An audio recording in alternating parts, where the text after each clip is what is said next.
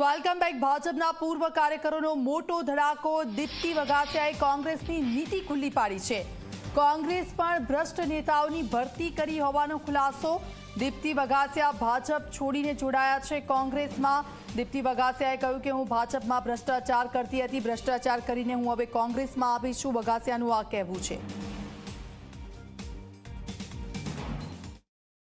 આજે હું ભાજપમાંથી ભ્રષ્ટાચાર કરીને કોંગ્રેસમાં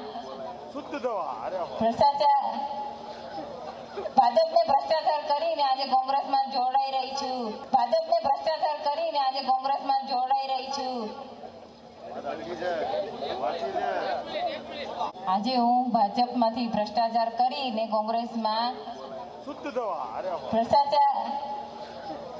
ભાજપને ભ્રષ્ટાચાર કરીને આજે કોંગ્રેસમાં જોડાઈ રહી છું। ભાજપને ભ્રષ્ટાચાર કરીને આજે કોંગ્રેસમાં જોડાઈ રહી છું।